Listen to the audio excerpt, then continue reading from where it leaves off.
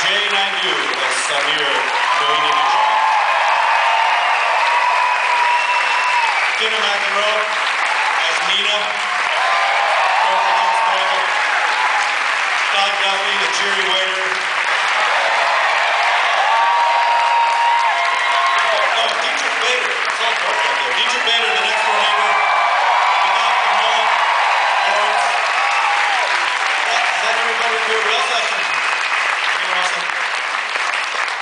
We also have like some Rupert Reyes, the waiter you just saw. And you want to stand up?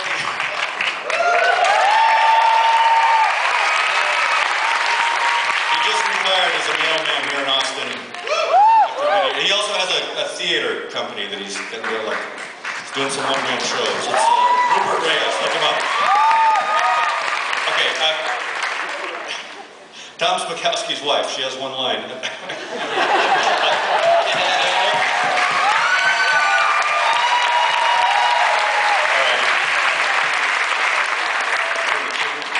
So we're going to do a little bit of a Q&A. We had a brief get-together with some people beforehand, and some people wrote down questions, and we'll kind of start it this way. They didn't write a lot of last names. So Amy asked, what company was your motivation for this movie? Better not say. I think a lot of the Q&A might go that way. I got my degree in physics and had an engineering job out of college at a company called SSAI, which I kind of liked part of that job. I also worked at a company named SAI when I was when I was in college. I was alphabetizing, collating, doing what Milton did in the movie. SAI, SSAI, a couple others I won't mention. I think most of them are gone now. So it's safe to talk about. Edgar asked, what is it about your style that you think draws people? This is the weirdest thing to be like reading him. All the way from Beavis and Butthead until now. What was that again? What is it about your style that you... We can just turn it over to Ask the actors some questions. Who here has a question as well? Just go ahead and raise your hands, two of them if you need to. I see one right there, yes. How many packs of sugar went in the coffee then? I'm glad. How many packs of sugar went into the coffee? Oh, my coffee? Michael Bolton's coffee in the that was a gag that didn't work, right, Mike? Yeah, it was in the script. He was supposed to be saying... It was supposed to be I'm funny. not a It pussy, wasn't and then funny. Thank you very much. I don't know how many packets, so I don't know the answer to that either. I have very hazy memories about the whole shoot, to tell you the truth. My most distinct memory was just on the days off going down to Stephen Root's room and just the amount of child pornography that was strewn all over the place. And he had like a dog or a goat or something. Okay, so I saw another hand raised right down here in the front.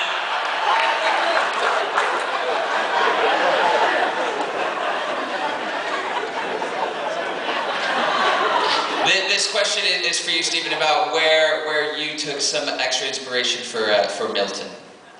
You know what? Initially, Mike had chose.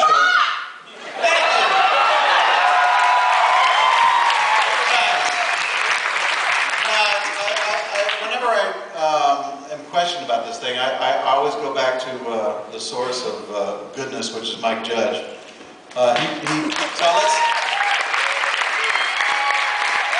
It all came out of his head, and he showed us all little 2-minute pencil sketches of what things should be, and he originally voiced Milton, and I just tried to add a little bit of extra stuff, but...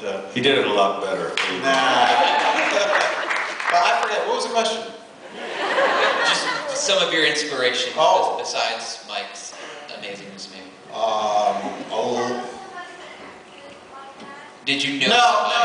No, but I had done a lot of nerd type characters in theater. I did a lot of theater in New York and the East Coast, and so I got to play some nerds back then. It was kind of an amalgamation, but it was, again, I'll give it all to Mike. Well, Stephen does the voice of Bill on King of the Hill. Yeah!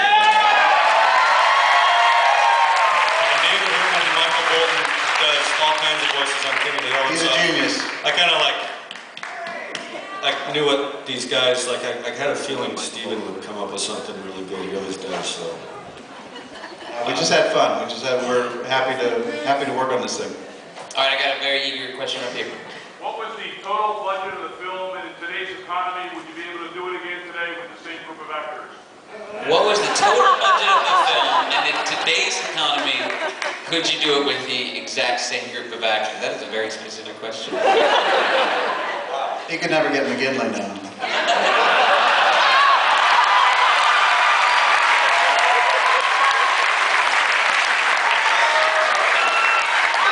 Ever since Scrubs, he didn't even return my calls. He just...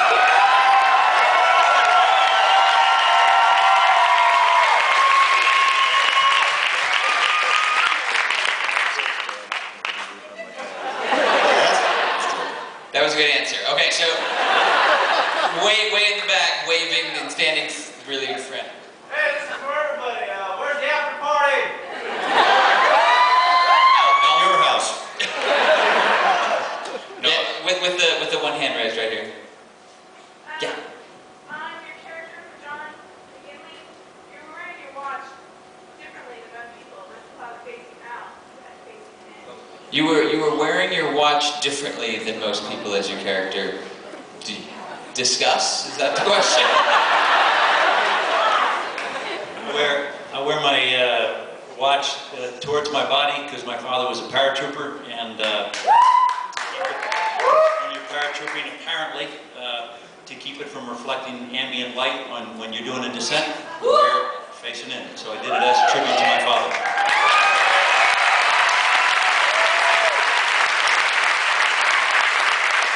Yeah, right down there. I kind of have a twofold for Mike. One is your father professor, Judge? This, a twofold question. Is your father Professor Jeff? Yeah, my dad recently retired college professor of... My favorite. And two is Hank Hill modeled after Is Hank Hill modeled after your father, Does Professor he look Judge? like... You know, my uncle looks a lot like Hank Hill, my dad's brother, Ned Judge, but I never thought of it until he was on a USO tour with Brittany Murphy from King of the Hill, and she pointed it out, and I was like, man, he does look a lot like him. Maybe my dad sounds like Hank Hill? Oh. Yeah, well, yeah. He's a college professor. He was at a bunch of schools. Yeah. We have one right over here. What does TPS stand for? I guess I can settle this once and for all. Well, when I was an engineer, it stood for Test Program Set. Isn't that exciting? Isn't that a great answer? I've been waiting so long. I've seen stuff, I've heard theories, but it's supposed to be boring, so there you go. It stands for totally pissed off. Thank you.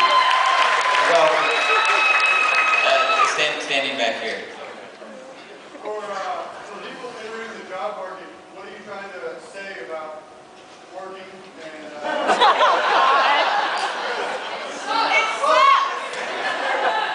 For people entering the job market, what are you trying to say about working?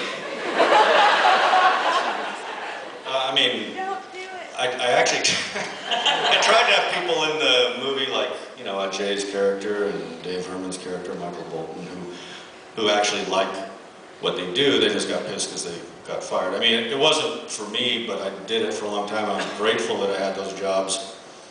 Which, that's the thing about, like, that I love the way Ron played it, was because I thought a lot of the people who read for it played it like somebody who deserved better.